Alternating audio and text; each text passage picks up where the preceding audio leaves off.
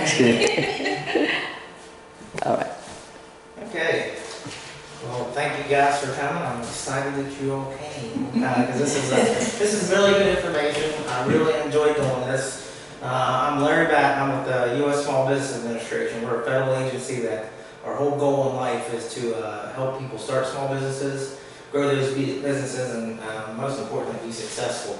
And we do this through what we call the 3 C's, which is counseling, which is one part of it. All of our counseling services are absolutely free of charge, and you can get one-on-one coaches and counselors to help you with your business plan, financial projections, how to do your taxes, and the whole gamut of counseling aspects, which I wish I'd known about those services before I started my first business, because I would have made a lot more money, because I made really expensive mistakes. But we also have access to capital, and I'll talk about that later. Assistance with government contracting, and then disaster assistance, which I don't cover that a whole lot in this one, but if there's ever a disaster, we can provide the gap, low interest loan gap between what your insurance covers and what it doesn't, not only for your business, but for renters, homeowners, and nonprofits as well. So it's a little bit of everything. Now, a little bit about myself. I grew up in the hood in Jane Lou. You know where that's at? And it's like 500 people in the city limits, and I didn't even live in the city limits. But grew up poor, didn't have a whole lot of money or financial means, and that's for certain. But I graduated high school. I spent 10 years in the Marine Corps, and then when I got out of the Marine Corps, I spent 13 years as a government contractor maintaining Army and Air Force planes. So did a lot of traveling. But been working with the SBA a little over 3.5 years. And I actually own 2 small businesses, one for 11 years and one for 3 years. So I'll talk a little bit about that here in a minute. So great to see. Okay. Have you ever dreamed of owning your own small business? Have you guys always thought about starting a business? Yes. Yeah. From what age? Teenage years. Teenage years, so pretty much all along then, right? Yeah. A lot of people want to start their own business to be their own boss. Okay, when you have your own small business, are you the boss? Do you have to answer to anybody? Not really. Sort of the customers. You have to do that balance too, because they drive your revenues. But yeah, you need to make your work schedule and everything like that. Create a legacy. That was one of the reasons why I wanted to do it, is start a small business, was because I grew up not knowing that I could do any better. Just didn't have much, and I started a small business as a good example for my son, and hopefully leave him something later on, or be able to benefit him with money for school and all that. Do you want to spend time doing what you love instead of what maybe you don't love? That's a good thing. Work-life balance. This was a big one for me. Like with my last employer, I was a single father. And they'd be like, well, you need to go to Brownsville, Texas tomorrow. I would say, I don't have anybody to watch my child. Well, how are you going to feed them? Was the answer that I would get. So the thing about it is when you are working for an employer, they can tell you when to work and when not to work. Weekends, holidays, I know you said that was the only day that you both were off on certain days, right? Yeah. The thing about it is small businesses, self-employment, is customizable employment. You can work it around your whole lifestyle. And with me, I've always worked full-time with my businesses, and I set them up to where, because of my last job, I could disappear for 30 days, and everything would still run. So it's something that you can customize to your lifestyle. You can make as much money as you want, or as little money as you want. Because sometimes you only want to make a couple $100 extra a month on the side. Sometimes they want to quit their job. Instead of making somebody else money, you get to make yourself money. It's a challenge. But how long have you been doing what you do?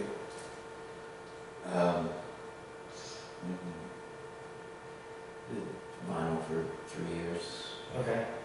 So what's the business? You've been messing with that a little bit, right? Yeah, that for, I don't know, on and off for... Probably 5 years, 6 Okay. years. Yeah. Okay. It's challenging at times, isn't it? Yeah. Yeah. And looking for a sense of pride. A lot of times, growing up in a small communities, you look at a business person, and sometimes people put them up on a pedestal, which we're all normal people. You know, sometimes people want to eye on business, and that wasn't one of mine. I just wanted to do other things.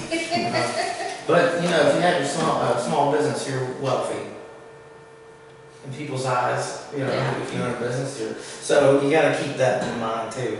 So, okay, considerations before starting a business. It will be difficult and it will require determination. You will be tired. And I'm going to talk more later about working full time while starting a business. You can customize your business to meet your lifestyle, like I said. And you know, one thing about it is spending time away from family. Are you going to have a brick and mortar store, or are you going to start at home? In the home. Okay. So, you know, with me, I always included my son in the business because he was 5 when I bought. He's 15, almost 16 now. And, you know, it's a laundromat with drop-off service, wash and fold, and dry cleaning. And, you know, when he was 4 years old, when he was schooling it, I had him fill a soap machine, you know, that you buy in laundromat and stuff. And Yeah. he was very particular about it. So, okay, what is entrepreneurship? Should I switch or go back? Huh? Is it- No, I think I did that. Wait, let's go back to one more. Maybe Uh-oh, how do I go back? push the button. Huh? I may not put the slide in there. What is on? No, Let me it's see. there. You went back one. What's entrepreneurship? Oh, man, hold on. What was that? That's the next one. Okay. All right. Yes. Because and I didn't put that slide in there, so I think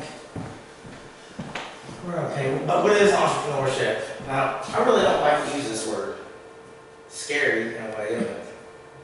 I mean, I know I was terrified of the word entrepreneurship. Sounds like you have to be smart and like wealthy, like Donald Trump, or have a whole team of people.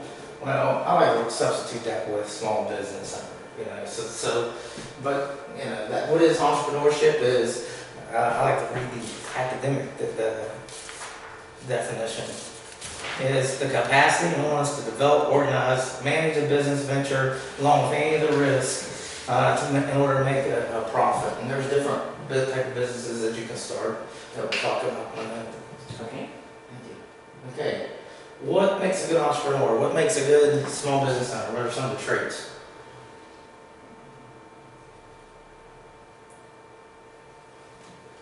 Driven. Say self-starter. Self-starter. Reliable.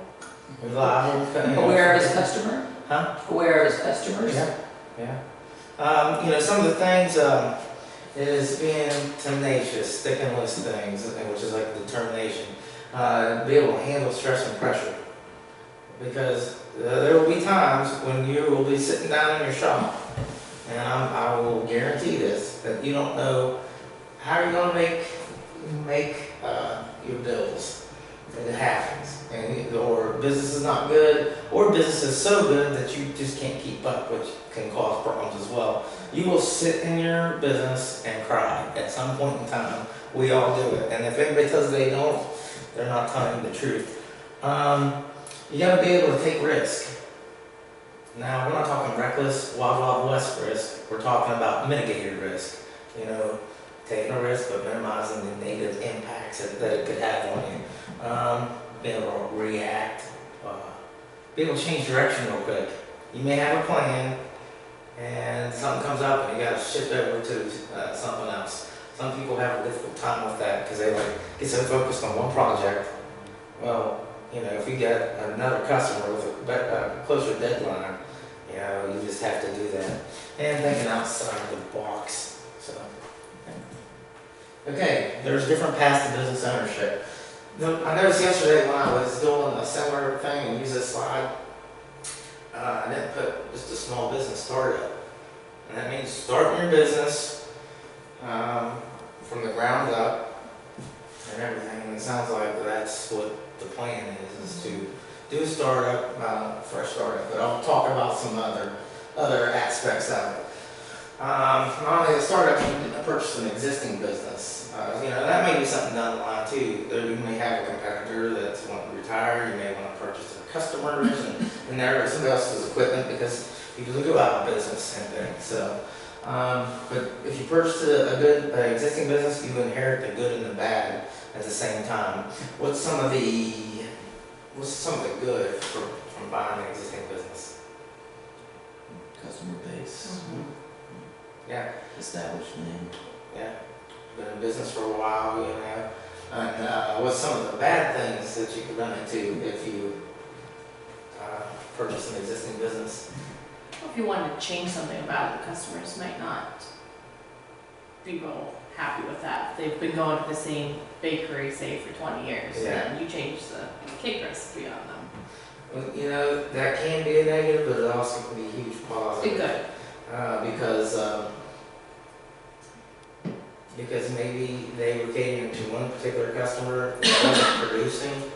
Like I've had customers that I've fired before because they were such a drain on my resources and time that, you know, I said, listen, I'm not going to, you know, hand starch your jeans no more because it takes too much time. And, you know, my employee's about ready to get carpal time or something like that. So I fired him and I was able to move to other things, more productive, better income producing things. But like with my business, the good I did inherit is a customer base. And known business had been in that location since 1978. The previous owner had for 10 years. He had a good business. It was organized for a while. I continued on with a lot of the same things. But the bad thing is when I purchased it in 2005, my primary target customer at that time was single women with children, or married women with children, women with children. And he was a jerk to the children, like all the time yelling at them and everything else. Well, you know, somebody's yelling for kids all the time. They're going to push the carts around the laundromat. They're going to get into stuff. I mean, there's times when you can say something about safety-wise that they're doing wrong. Like if the kids get in the cart, then that's when I say something. But he was just hateful. The employees were very slow at doing wash and fold orders. Like it would take 3 or 4 days to do one order. I like tripled that business in 3 months after I got there. And one of the employees was stealing skimming cash, skimming quarters, doing the wash and folds. And so, I had to terminate. I had to make it more kid-friendly, better customer service. Hey, if you bring something in today, it's going to be done today, most generally. This past summer, that wasn't necessarily the case because there were a lot of oil and gas people. So, but they were understanding. Another path to business ownership. So, it's going to be a family business, right? Do you think that can, I'm not going to go in and change you to different implements since you are doing a startup, but if you was to go in a family business where your grandpa or your mom was the boss, Wouldn't work.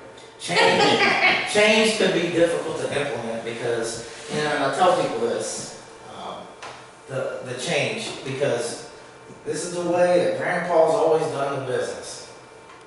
We've always done this way. I hate hearing the term we've always done it this way because that does, stifle creativity and that type of stuff. So if you go in and you're saying, hey, grandpa, if we do this, like get a computer even, and they're not going to take you necessarily seriously because no matter how old you are, you're still their little baby, their grandson or granddaughter. So it can be different to implement. Family businesses also can strain relationships.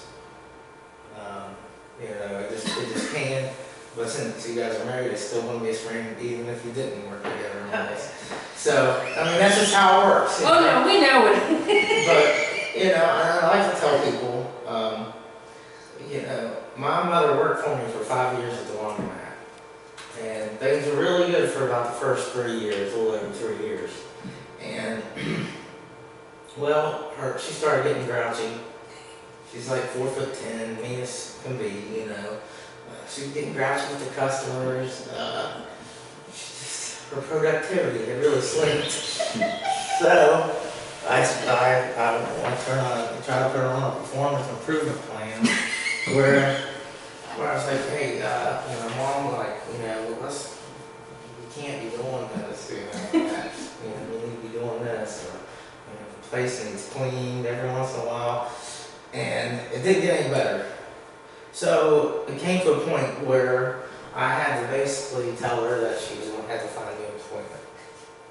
Now, people think I'm horrible, but I had a business to run that affected my financial stability, my son's future, and quite honestly, my parents, because I helped them out because I had no portion with a house and everything like that. So if my business didn't work, we're all going to be in trouble. So anyway, do you think it caused problems when I told my mother that she needed to find a different job? Oh, yeah. Yeah. I got blocked on Facebook, which is pretty serious.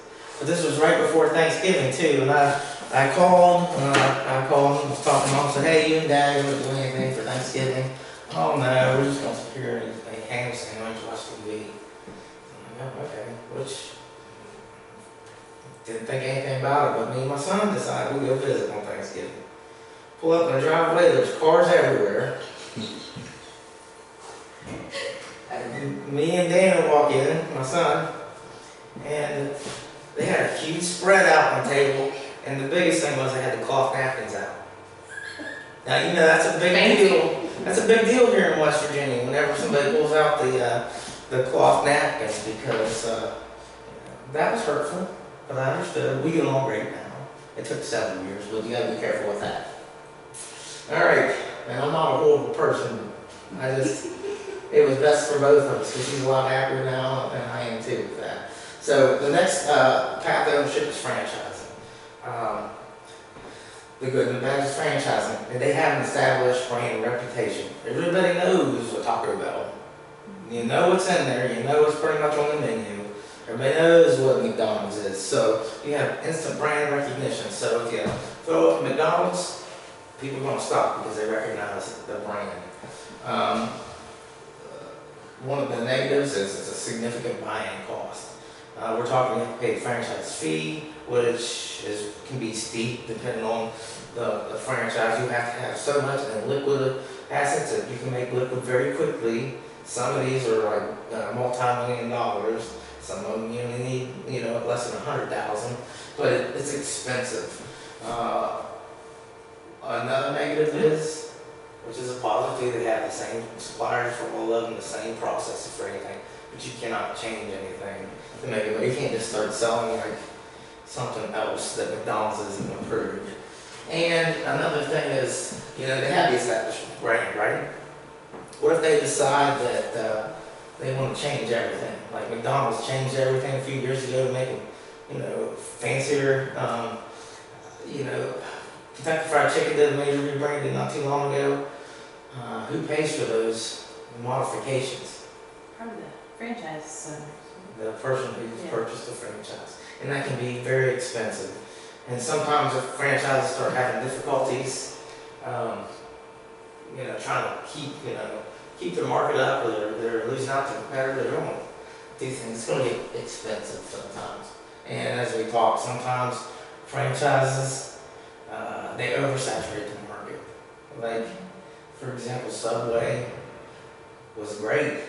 Low startup, low cost, but then now you have one on every block because they just saturated it. Employee ownership, when you're working for somebody and you end up getting business from them, because eventually, and a lot of business owners want to think about, what am I going to do when I want to retire, when I'm ready to move on and sell it? Sometimes for that legacy you want to leave for your children, but our children sometimes don't want to do what we do.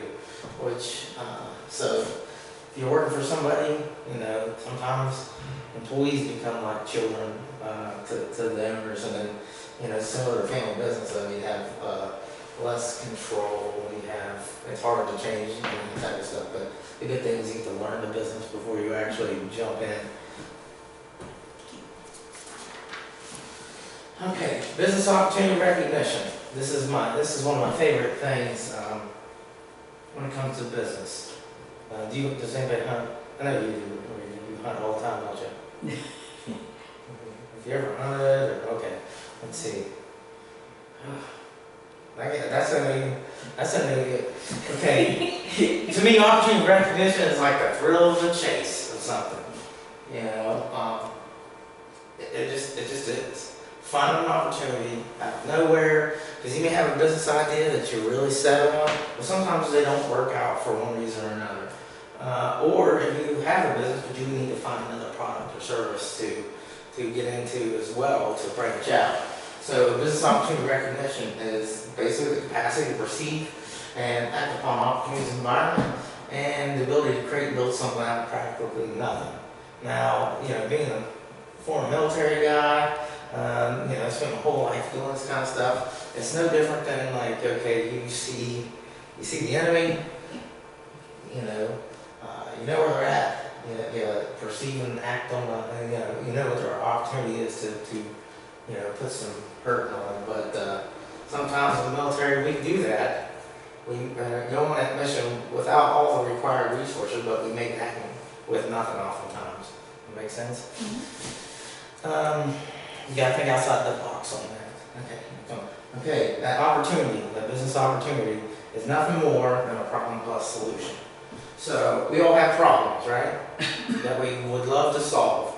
And after yesterday's class, it doesn't mean like drama or let's see what else somebody talking about you. It was an interesting 6 classes yesterday. But a problem being, I like to use the example, like when I was working a lot, I was a single parent, I was tired.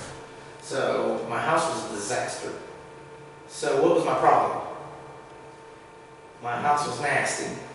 Not nasty, it was just not clean, cluttered, laundry and everything. But what would be a solution? Hire somebody to clean it. Yeah, somebody could come to me and they could have a cleaning business to solve my problem. The problem is somebody's pain. The solution is fixing that pain, taking that pain away from somebody, so much so that they would be willing to separate from their cash to give you the money for you to fix it. I know that sounds like, when I say it out loud, it seems like it goes in circles, but that's essentially what it is. And the whole thing about it is you have to get that's it. We're here to make money, you know, and that's it. That's the biggest thing. Okay, where do you find problems?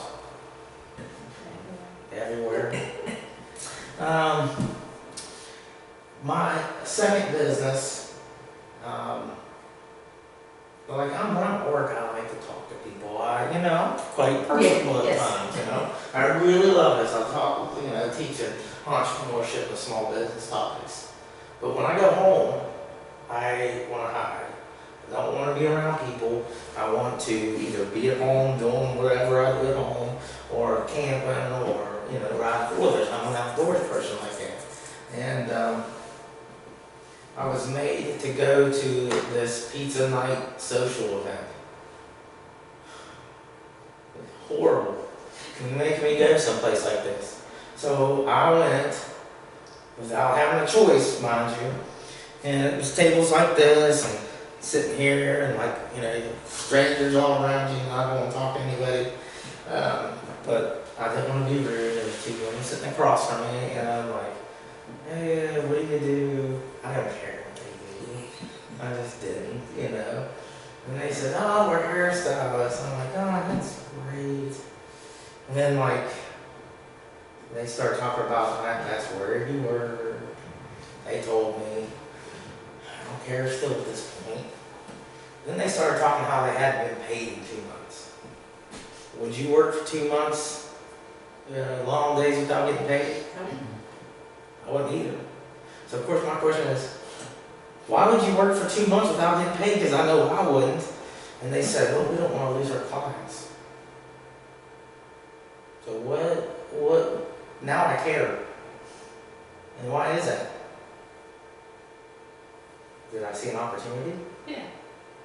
Okay, what's the problem that I'm solving? Them getting their income back. Yeah. Okay, it's always great to solve one problem. But what's the other problem that I solved? The clients still got to keep their stylist. Yeah. So I solved everybody's pain. So that was on July 3rd. On July 16th, I opened up a Paul Mitchell focused hair salon. I didn't know what a foil was. Do you know what a foil is? It's those aluminum foil things that they put in their hair when they color and dye and everything. That's sort of basic, hair stuff, is it not? Yeah. Yeah, I didn't know what that was, but I'm good at business. I saw one opportunity, and I took it, and I broke even month one. Now, people think break even means, you recouped all your investment. No, break even is, here's your bills for the month, and here's your income. And usually it starts out like this. But break even is the happiest day in a business person's life because, you're breaking even. It's even. But I did recoup my investment within 3 to 4 months. Because I didn't have a whole lot in it. I bootstrapped, which I'll talk about later. But so, I didn't grow up my whole life saying, man, I want to own a laundromat because that's the coolest, hippest business in the world to have. No. I didn't grow up wanting to be like, what is that, Zohan, Zoolander? No, not Zoolander, there's another one. He was an Israeli martial arts soldier, and he'd come back and he all he wanted to do is cut hair. Oh. Zoolander, no, anyway, Yeah. I didn't want to cut hair. And of course everybody's like, oh, you cut hair? No, I don't. So, but, as you can see, there's opportunities everywhere. Okay, then sort of like I just said, to find an opportunity. Say that you're doing a particular product or service. You want to keep your head on a swivel at all times, everywhere you go. If you go on vacation, I open up the phone book and I look in there and the classified. I'll go through the whole yellow pages, the ads and stuff, to see if there's anything like, oh, wow, that's neat. I'll stop at other like sign shops, which laundromats. I stop at laundromats. Go to like conventions. Believe it or not, those are tax write-offs, so you get away for a weekend maybe. But there's all kinds of ideas you come up with there too. But keep your head on a swivel. You gotta have interaction, even when you don't want to necessarily. You gotta be observed. You gotta experiment. Like, you may not know if a product or service works. You like the idea, you can test it a little bit. And just all those things, critical thinking, creativity. You're a creative person, right? We all try to be at least. Right. Okay. Okay, you have a business idea. What is an idea? Yeah, where is an idea? It's in your head, right? It's really not real yet, because people have all kinds of crazy ideas, don't they? Yeah. I had a lot of schemes went through my head when I was younger. It still does. But oftentimes everything stops at the idea. You gotta take that idea and move to the next level, which is business concept. And a business concept is nothing more than like a 3D model of what you want your business to be. This is a process, idea, concept, and then to a business plan, and then actualization. But for it to be an idea, it has to have a clear benefit for the customer. It has to have a clear benefit for you too. It has to have profit potential. We're not nonprofits. We don't want to take a loss. How long can you do that for? That's a hobby if you're not making any money off of it. I get people all the times, I'll get in that later. You have to have reason to believe in your product. If you do not believe in your product, do you think your customer will? No. Absolutely not. I was a Marine Corps recruiter for 3.5 years or 30 months, and I recruited 92 people in the Marine Corps in that 30 months, which is like about triple the national average. Why did I do so well? Because you believed in it. I believed in the product greatly. And it wasn't just the tangible aspects of it, it was the intangibles, which goes back to all them traits we talked about, what makes a good entrepreneur, small business owner. It isn't necessarily something you can touch, like technical skills, the ability to do it's fine. But most of all of that other stuff is intangible, is it not? I love intangibles. I bet that intangibles is better than a tangible any day. But you have to believe in your product. New and different. Sustainable different. One thing about it is a lot of times different. Sometimes people will make their prices lower than their competition, to the point that it's not sustainable. you're not making a profit. So you gotta be mindful of that. You can have the same product and service that somebody in a store right next to you, your price may even be a few dollars higher. But you can be different with having good customer service. The guy next door may be a jerk, difficult to work with. So that's what I'm saying. Price is difficult, and when we get to the resources, I'll get you guys in touch with people for that. It's got leads and streams of products. Yeah, with what I understand of your business, you've got lots of streams of products that you can do. It's like unlimited, and there's new stuff coming out all the time. Barriers to entry. It's got to build your concept. You have to know what your barriers to entry are. What's the biggest barrier to entry to somebody starting a business? Hey, you guys get picked on because that's why I love Cash. That's what I'm saying, money. Yeah, money. Academically, it's access to capital, money. But Larry Batten says it's actually fear. This is a big barrier, cash. Like I said, academically, everything says that's first, but fear is the biggest thing. That's what's kept me out of till I was in my how old I was. I should have started business 10 years earlier. But it was fear of failure, fear of the unknown. Do you ever start a new job? Or, you're like, oh, man, I'm just scared. Do you have children? Yeah. Was there any fear of failure or fear of the unknown? Every day. Yeah, absolutely. I know I do. So, fear can be a big problem. Access to capital. Sometimes going into a market that you really can't compete with. Like, say you built the coolest computer in the world in your garage. Now, Dell, HP, Apple, all in. They started pretty much in garages, right? Do you think that you could start a computer company and be competitive in your garage right now? No. Why?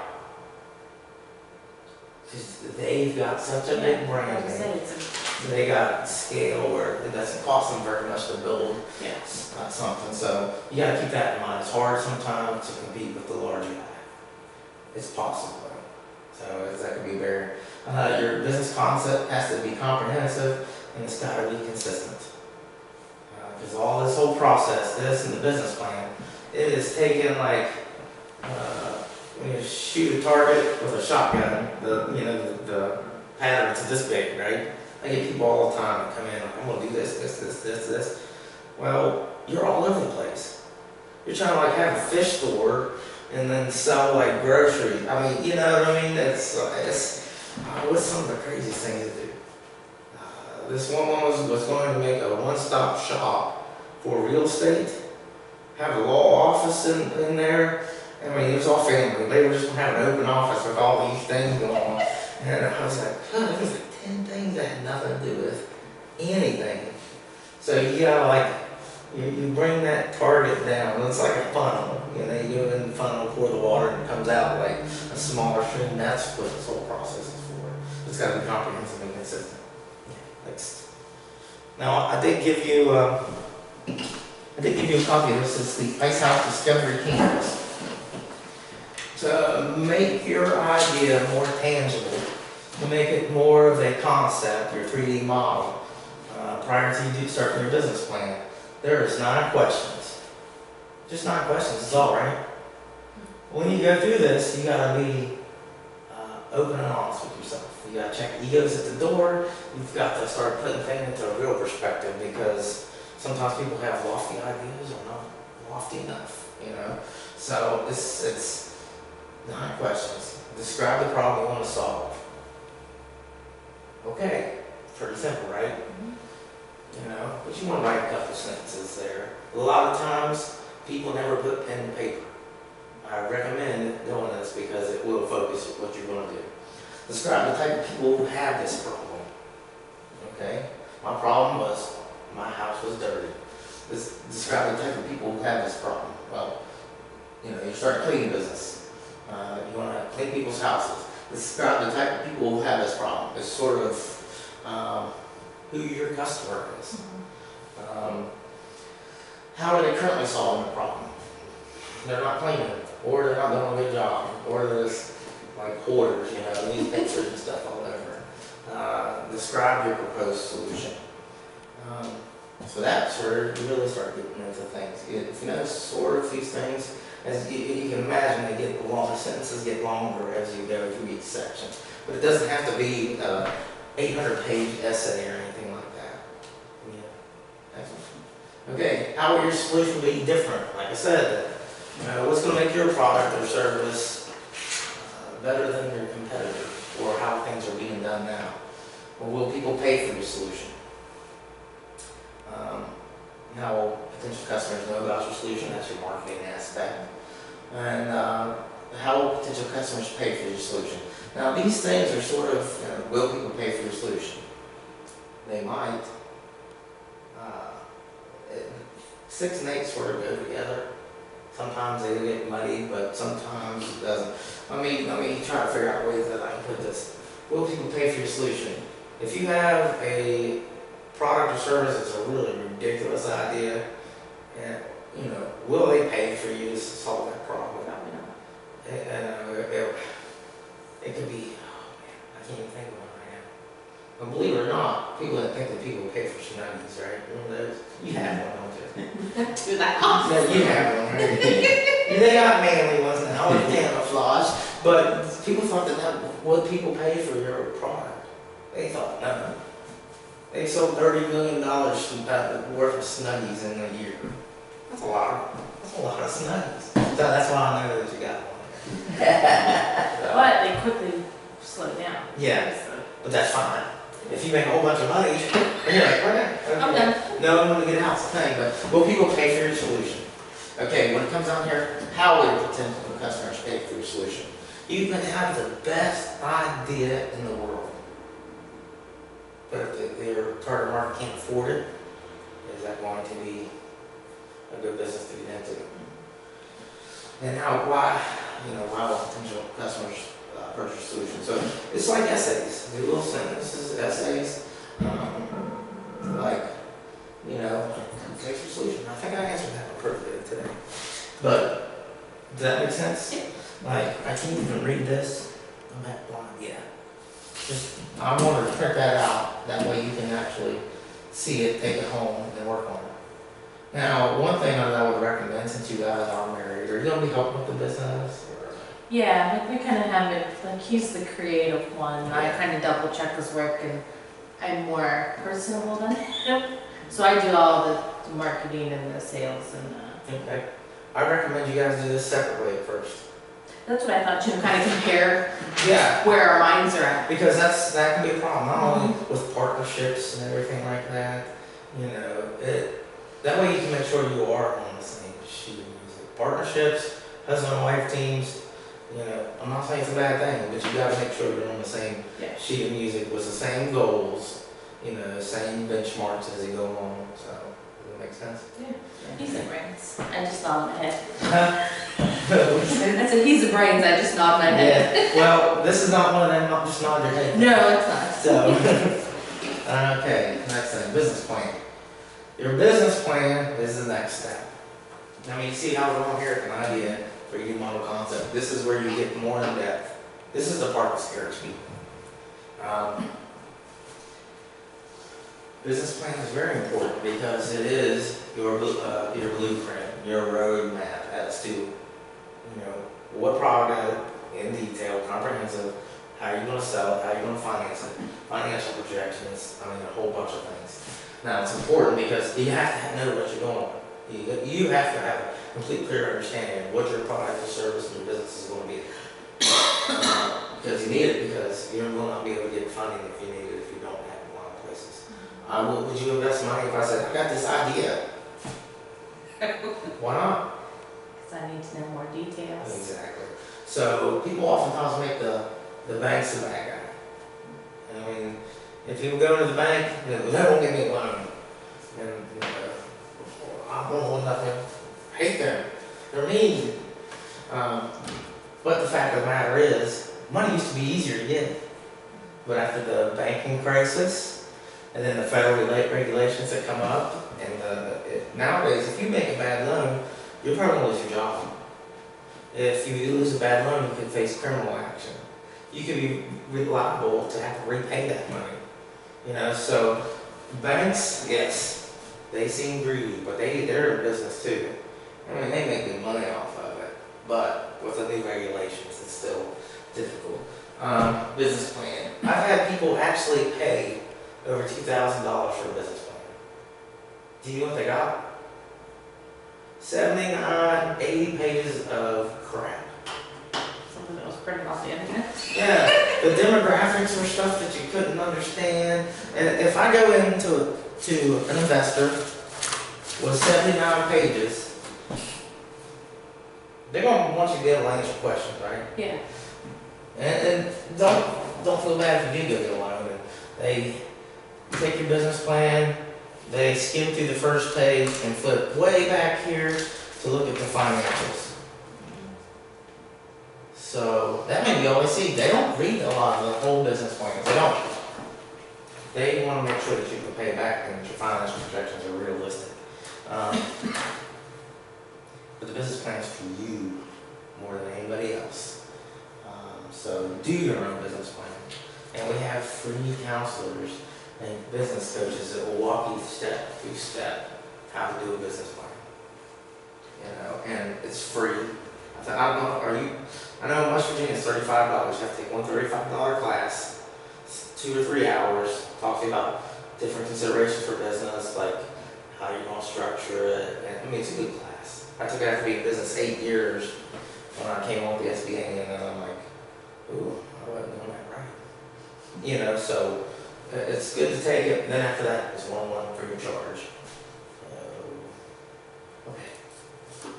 Now we'll talk about the grants available. There they are. There's a whole bunch of them. You ever, I get 5 or 10 phone calls a day about grants. You know that Ask Let's Go guy? Yeah, the commercial, free government money. Yeah, the whole book you could buy. Well, yeah, yellow suit with the question marks. I hate that guy. I If I ever see him, it's on. I wanted to meet that guy when I was a kid. Yeah. I said, I can get just money for anything, I'll just do stuff. Yeah, I get it every day. To the point where people call me, but I'll be like, I'm sorry, but we don't have any grants. No, there's grants out there, but very far and few in between. And like, for working for a nonprofit, grants come, grants go. They're Exactly. never a guarantee anyway. Yeah. But for the federal government, they will give people grants to start business. They're not there. I don't know that they've ever been there. They haven't been there for many, many years. But people get upset with me. I saw it on the internet. I'm sorry. And they just say, well, what good are you? I can help you with other things. But that's it. People always waiting for the slides to pop down. So, all right, next one. Okay. Access to capital. Okay, this is academically the biggest barrier to entry. You know, of course, there's no government grants. Yeah, and I say there's none, but there are. If you're super high-tech innovation, like stuff that's never been created before, there are grants for that. But oftentimes that's stuff that nobody really knows about anyway. Yeah, I've looked at like the grants website that they have, I mean, it's Yeah. very selective. Yeah. So I just tell people, Yeah, you know, it's, realistically, being from West Virginia, most of us that are here, grew up here, I mean, there are exceptions. We're going to have mom and pop businesses, you know, small businesses. But that's not a bad thing. That's where 96% of the job growth in West Virginia, jobs out there are from small businesses. You know, everybody, I go to these counties, everybody wants a 500-person Toyota plant. Well, they have nothing else around to support that plant. You know, you got to have the small businesses before anything larger comes in. Okay, 100% financing. There is no 100% financing unless your mother or some relative gives you a 100% finance loan. That don't happen very much. I know that my mom wouldn't do it for me now, that's for sure. But bankers, investors, everybody wants you to have some skin in the game. Because they want you to feel confident enough with your product or service that you're willing to take a risk. I mean, I've had people come to me, I went to a bank, but they want me to put my house up for sale. I mean, as collateral.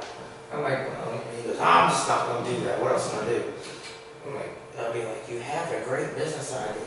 You will make money. Our coaches have already looked at it. You'll do well. But if you don't believe enough in your product or service or your business concept is turned into, you're ready to go, is anybody else going to have that confidence? It goes back to, do you have confidence in your product or service? So, next one, please. Next. Oh, I'm sorry. Okay. Okay, credit score, sort of important. These days, they want a greater than 680 credit score to get a commercial loan oftentimes, if even then. So it's tough. I'm going to talk about different ways you can do things here in a minute. But I always like to point out this too. What else do they want to look at? They want to look at your income, right? They want to look at your tax returns. They want to look at your debt to income ratio, which all this goes into that. But the credit score is a primary indicator of character. Now, indicator of character, take that out of credit score. What is that going to mean? What are bankers doing nowadays besides just looking at your credit score? They want to look at your moral character as well. Bankers are going on to social media. They are looking at, just like employers do now. I know I do when I hire somebody. And, my business is on the line. They're going to provide a loan, but if you go on every single Facebook photo and it's you partying it up and, drinking all the time, just ridiculous stuff on your face, racist things, anything. Does that show good moral character? At least don't put it on your Facebook and social media. If you're going to do something stupid, but, which I don't recommend stupid stuff. I just want to We're good. be there. Okay, next. Yeah. Okay, bootstrapping. This is what I've always done. I've built a business out of very little or nothing. So, is anybody planning on getting a loan to get the loan? Okay. I like bootstrapping because we as entrepreneurs, we like to take risks, right? But what kind of risk? Small risk. Not necessarily, but mitigated risk. Yes. You want to try to insulate and protect yourself as much as possible. Bootstrapping, you can't do that. Because if you start with very little and everything just goes bad, you're really not out much. And I tell younger people, because I do a lot of young entrepreneur, high school, college kids, you can take a big risk right now. Worst case, you lose everything. What do you have to begin with? That's what I tell kids, That's why I wish I had known that before, because my risk threshold is a lot lower now that I'm getting older than it was when I was younger. I was like, who cares? But, sometimes bootstrappers rely on personal income, savings, sweat equity, and lowest possible operating costs. Starting from home is a great idea. Starting from your own cash is a good idea.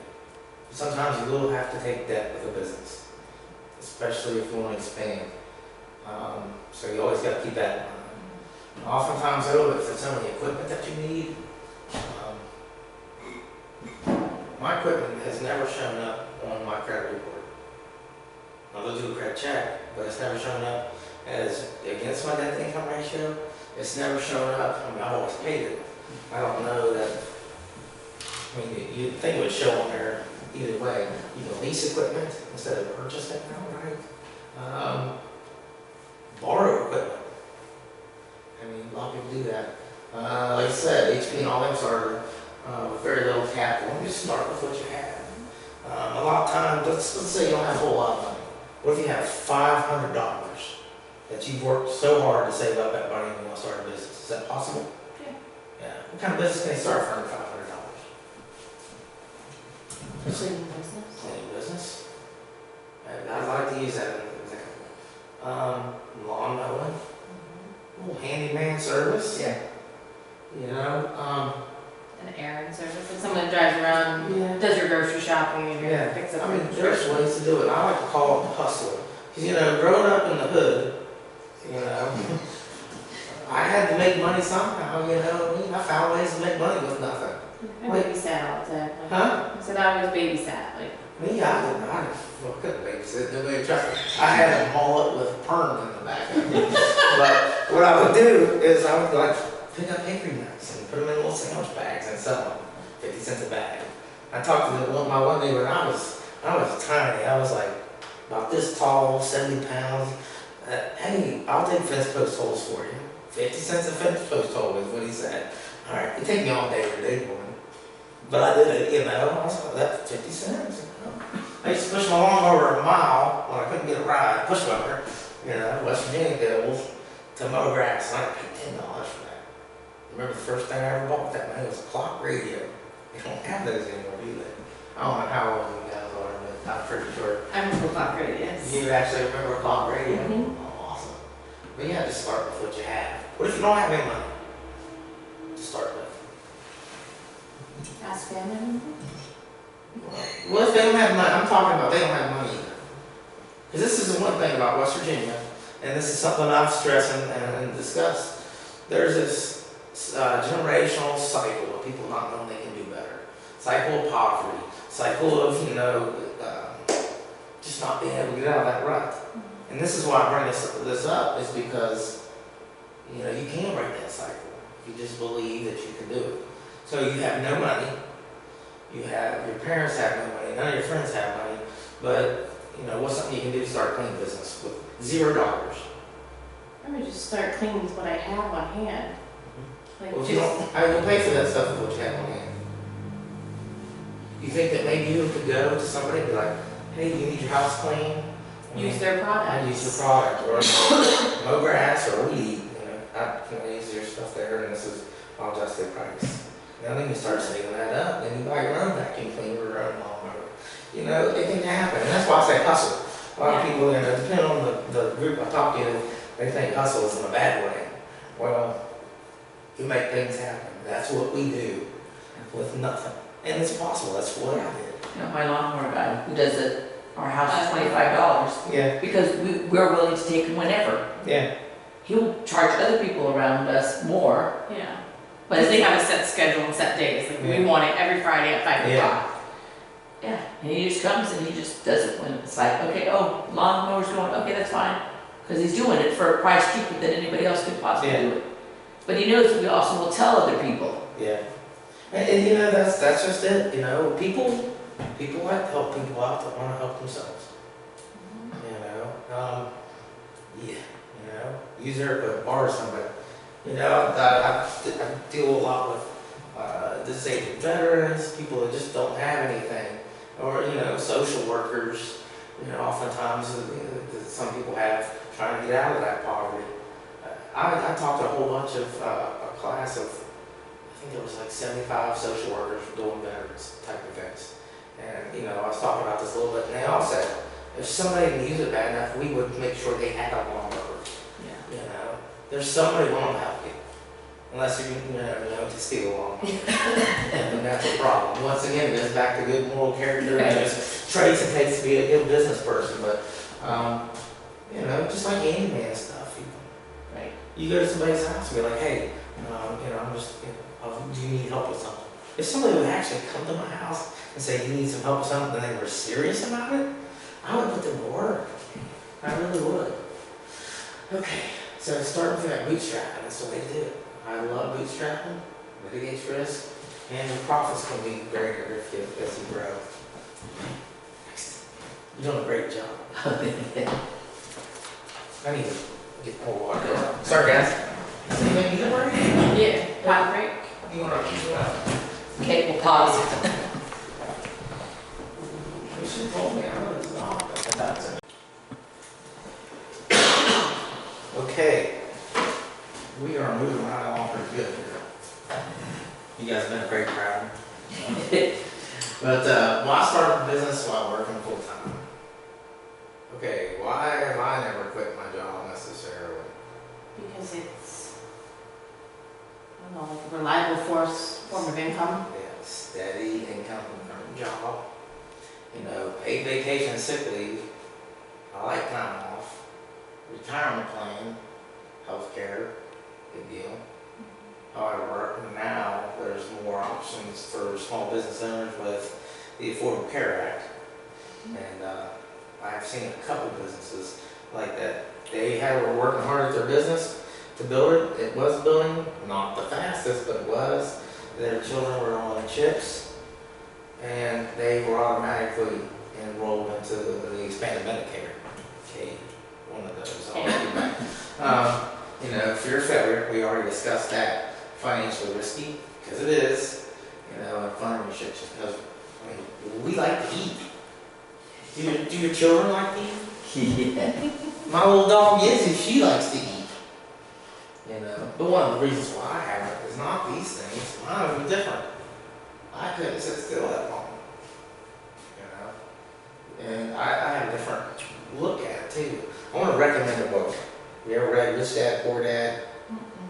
It's Robert Kiyosaki or something like that. You know, that book to me explained money, explained business, explained, you know, you can have the highest education in the world, all the nicest stuff, you know, big fancy house, everything like that.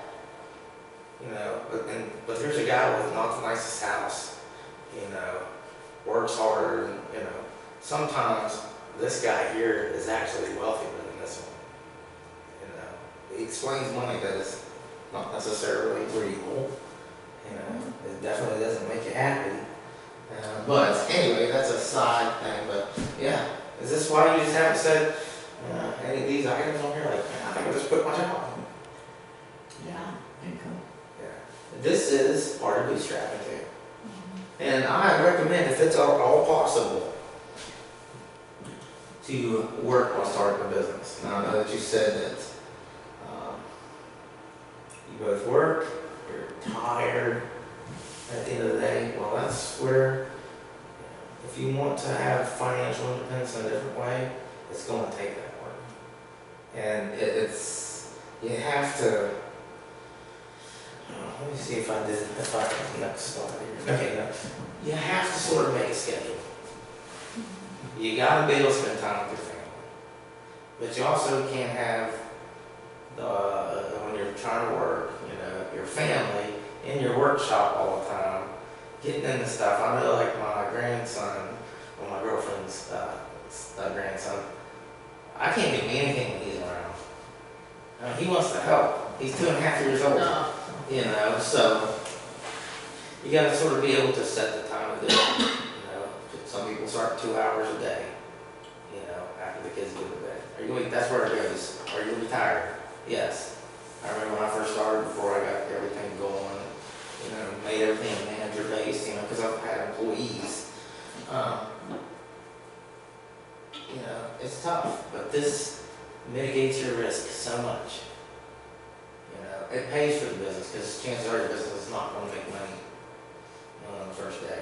I was very fortunate with the salon to be able to make even, you know, 1 month one. That doesn't happen very often, but it was an opportunity that I saw to solve your problems, right? Mm-hmm. So, this is what your plan is, right? Your business plan? Mm-hmm. When you do your concept, when you go in there and do that, figure out how you're going to do this, and do it separately. That's why I say do these things separately. You know, if you go to our SBA.gov website or SCORE, SCORE.org, they have templates for business plans, and you can go through there. And it don't have to be anything real fancy, you know, you talk to coach, but I would highly recommend this to anybody in West Virginia, because you need these things, because we like to eat. Any questions? That's pretty much it. That's pretty much it. Yeah, for that. Okay, next one. Oh, yeah. Why start your business while working full time? Oh, yes, yeah. You will still be able to eat.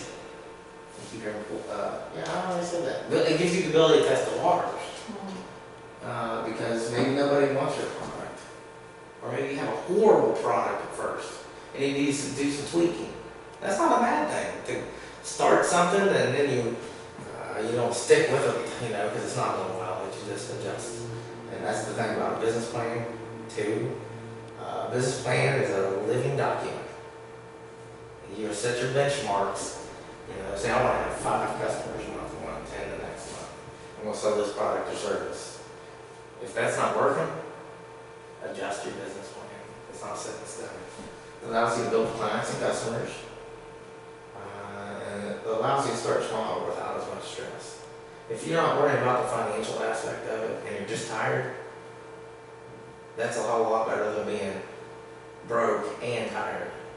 You know, then the kids get sick and you don't have health insurance. Do you think that makes it more difficult? Yeah. All right. Thanks. Okay, business license and legal organization. I'm going to cover this very briefly because your business coach that you're going to reach out to is going to go more in depth into stuff. But most jurisdictions, cities require business license. You have to have a state business license. That one's for sure. And if you do work in different cities, sometimes they don't require. Some counties require a business license. So you just got to call around to the different places like that. Your choice of how you're setting your business up, your legal organization. Do you know anything about that? No, Okay. What are you leaning towards? most small businesses that I know go LLC route. They can do that. You have it's a little bit more expensive, but there are benefits to both. Sole proprietorship and partnership, you can open that $35 in just a few minutes, online, Secretary of State's office. The problem is with those is there's no liability protection for your assets. So, say somebody sues your business. Well, guess what? If you're a sole proprietor, they can also go after your personal assets that you have and maybe what you have for the rest of your life. Then you got LLCs and corporations, which I've never done corporations because that's just not what I deal with this time.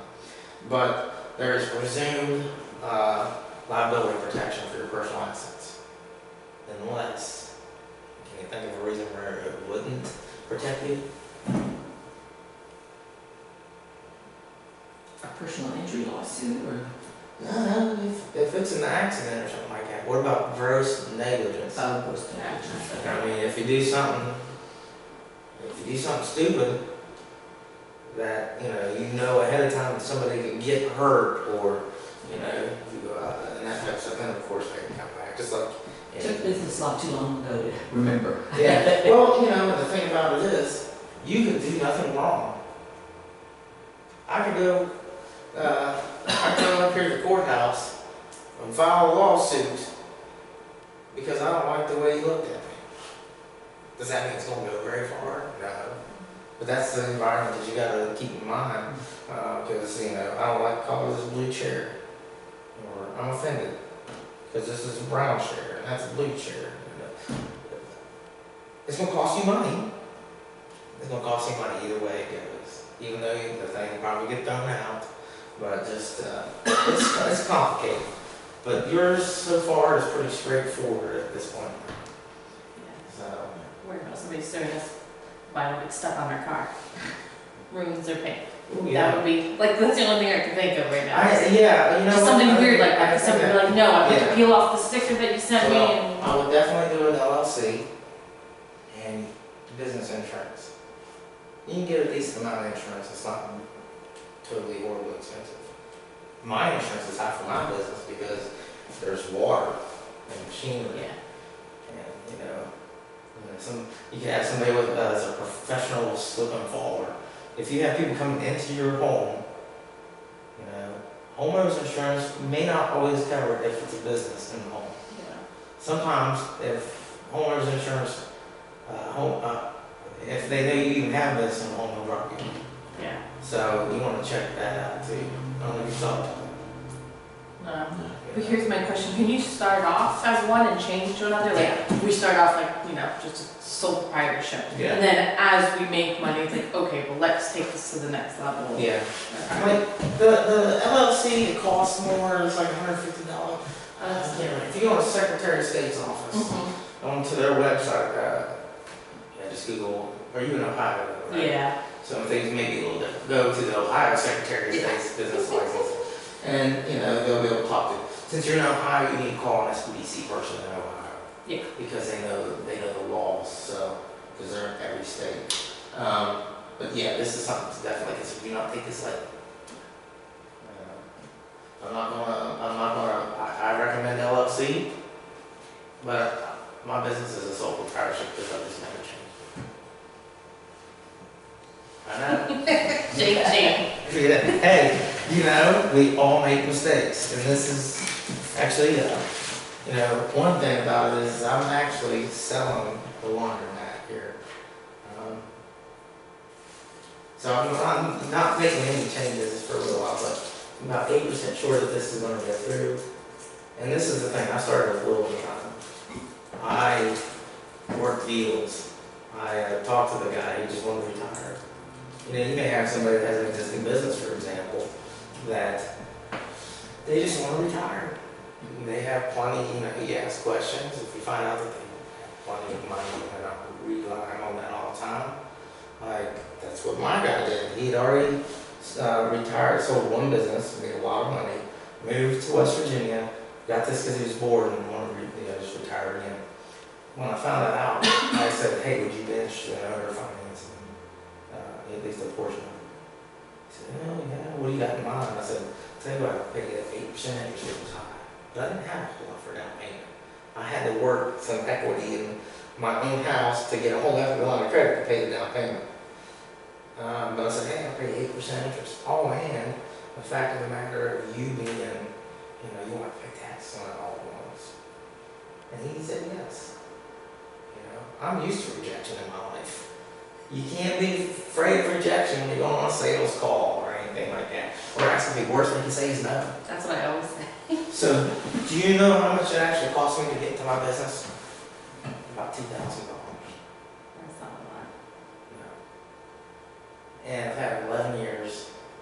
When I sell it, I will be able to pay off every bit of debt I have. Include my mortgage. Now, I live below my means. I'm this guy down here. But wealth is when you have no debt. Don't matter how much money you bring, does it make sense? Yeah, it does. Rich Dad Poor Dad, I love that book. And I do recommend, I need to get some copies of it. I haven't read it for a while either. But, there's benefits to it. I'm 40, I might be 44 in June, I can't remember. And I'll be debt free. That makes it more likely I can put more money aside. There's tons of reasons to start a small business. As far as the legacy goes, yeah, my son does not want to water that. But I'll be able to help him with college because I'll have the ability to do that. So that's something to always keep in mind. All right, I get off on tangents all the time. It's okay. Record keeping. Why is it important to keep records? Auditing. Yes. I am good at ideas, managing things, but I am a horrible record keeper. It's important to see where your money is going, expenditure. It's like a health checkup of your business. I can probably know a little bit better. Like the past couple of years, I've gotten much better since I started working at SBA because I figured I should at least, be able to have good records. But I was able to make more adjustments to change things.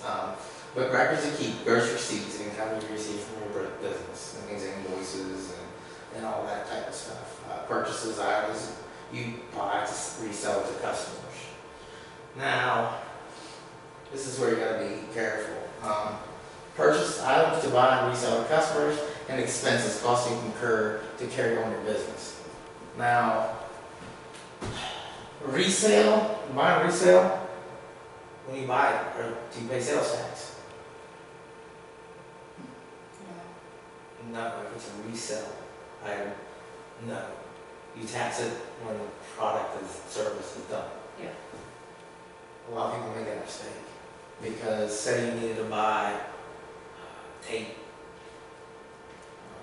I don't know how you do what you do, but you need to buy that sticky stuff that you're gonna put on a car. Yeah. What's it called? Vinyl. Vinyl. Okay. So the vinyl, you gotta make sure, that's why you talk to a person, they're one-on-one coaching counseling free of charge, to make sure you have a good understanding of that, because people do mix that up. Assets, property owned and used in business, that will become important. With you, with working out of home, you can write off a portion of your home as like a home office. Be very careful with that. It's gotta be like a dedicated space. You gotta make sure that you go through the IRS stuff with that, because I have never claimed the home office because it's not, wasn't worth the risk. It's one of them flag areas. So you gotta make sure you have your stuff together where it's like, hey, home office. It wasn't working for you, for the write-off. But yours is different. You do all of your stuff at the house, sort of, so. And then employment records. You gotta have employment records.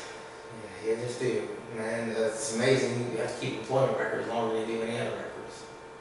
I mean, you go on the IRS website, record retention, and this is important. I mean, in your job, there's certain periods of time for record retention. Yeah. Okay. I went to a guy's business, and he was asking about record keeping. He'd been in business 18 years. He had every single record invoice he's ever had. That's too much. Yeah, 'cause it's a bunch of junk. The good thing about getting rid of records whenever, that maximum, by the IRS website, is, but if they come in to do an audit and you have a couple of years where things are a little bit wonky, guess what they can do? They can look at all of the records available. So record retention, time frames is very important. Plus, that's a lot. I know if I had 18 years, I'd have 18 file boxes, because where am I going to put that? I mean, I make a small house, but record keeping is important. I've learned the hard way. So, next. Okay, record keeping systems. How are you going to keep the records in your business? Are you going to keep it in paper? No. Spreadsheet, or like an Excel spreadsheet that you do, or QuickBooks, or Quicken? That's that piece. Yeah, start with the spreadsheet and then move to something like QuickBooks. Okay, that's a good idea. Because your business is not going to be complex, just like my business is not. Pen and paper, if you're into that, that's fine. There's no right or wrong way. The biggest thing you have to do is be consistent and use what you're comfortable with and will use regularly. You can spend all the money on software. If it doesn't fit your business, like mine doesn't. I mean, with a salon, it does, but I just do the Excel spreadsheet. But this is also part of it. Everybody usually has Excel. Yeah. And I customize it to how my stuff went. I don't get daily receipts necessarily. I usually just throw them in there in the end of the month. That's when I do that. If you have to go back and input all that stuff, I like Excel spreadsheets. It's customizable and it's inexpensive. Yeah, and a lot of the stuff that we use now, like eBay, every month I can print out, so like anything we sell, it gives you a whole invoice. And say if I bought one of those squares that you can put on your phone, and daily you can print it out, and again, it has everything there. You can just transfer it to a spreadsheet. Yeah. And that's just the way that you gotta use what you're comfortable with. A lot of people have problems with QuickBooks. They think it's gonna be a certain way, but if you don't go through, you have money coming in and coming out, if you don't keep up on that, it can really get out of hand quickly. But you can export your bank records and put them all out there. But you still gotta keep the hard copies, because the state tax department and IRS, they want the hard copies of your bank statements. Anyway, okay, so we're not gonna keep this, so just use what you'll use. Okay, next one. All right, here's where we're getting down to things here. We're finishing up. This is important. Me as a small business administration, I basically market our programs and services. I didn't really say in our loans, we don't provide direct loan ourselves. I don't have that sign in there, that's what really reminded me. We act as loan guarantors. We can guarantee the bank that they will get up to 80% of their money depending on the loan program. So we don't provide the loan, you still have to go to a bank, and that's the approved lender, and it's sort of like a co-signer. So we don't have direct lending, people volunteering right now about that either.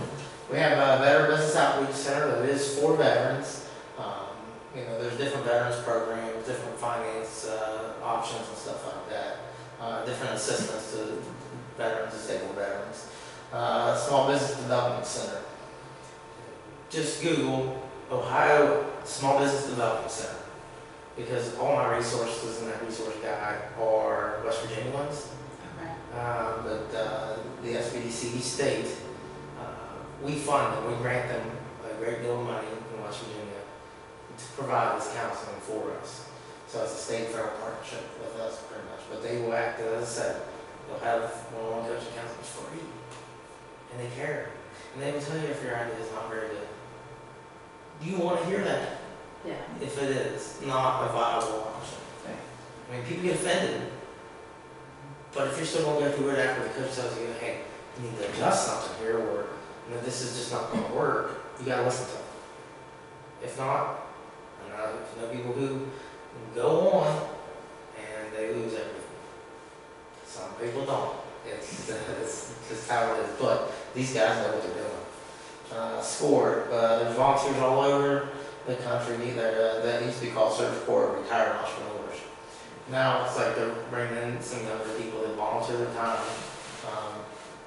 There's somebody out there in the network of, I think there's way over 1,000 throughout the country, centers, SCORE centers. And there's somebody out there that has done any business that anybody could think of. So if you talk to a SCORE volunteer here in Steubenville, okay, I just want to make sure I was right. He may not know anything about what you're wanting to do, but he can go on, do search, and find somebody that has had that experience.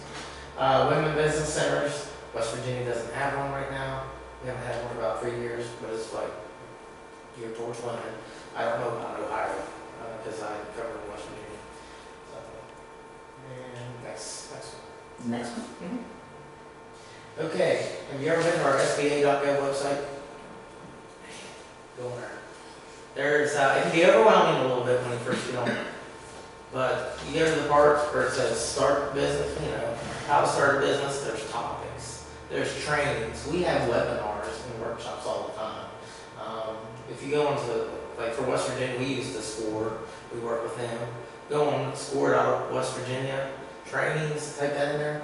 I do webinars all the time on, starting a business, business opportunity recognition, closing the sale. I do all kinds of different things. That's what we did, in different topics. So go on their time for webinars for free. That's my best favorite prices.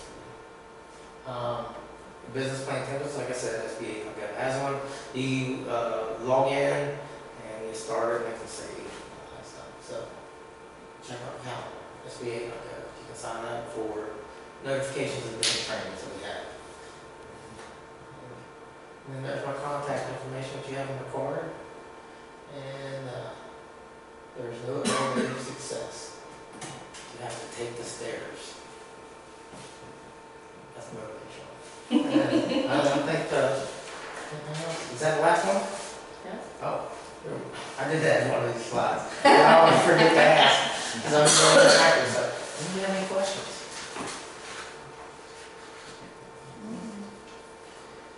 This is a lot of information in a short period of time. It was very well. But there's a whole lot more to it. Yeah. Like business opportunity recognition, I can talk for an hour. Closing the sale. That's where we talk about rejection. I always tell people, when I was in the Marine Corps, the male-female ratio was like 10 to 1. I'm not the best-looking guy. Was short, and like. If I went up and asked somebody if they wanted to go out on a date, and they said no, and I didn't handle rejection very well, like, would I ever get a date? Nope. If I asked 10 or 20 people, somebody's got to say yes, right? So I got real used to rejection like that. You sort of have to have that, and you go into the business, you got to have what I call rhino skin. You can be like a rhino. Because rhinos, what? They have thick skin, don't they? Yeah. So thick stuff 10. Thick skin. But what else do rhinos do? they see something, they charge it. Let's they go after. Yeah. As opposed to cows. No, I got charged by cow once. Well, So, but cows just, I'm like, oh. just nosing in the Yeah, pasture. most are. Let's use a dairy cow, or a little baby cow. So anyway, any questions? If you come up with something, the best way to get hold of me is email. As Rita knows. Yep. And sometimes I might take me a couple days to get back because when I'm on the road all day, I don't check me. So, thank you guys. Thank you. Thank you. Thank you.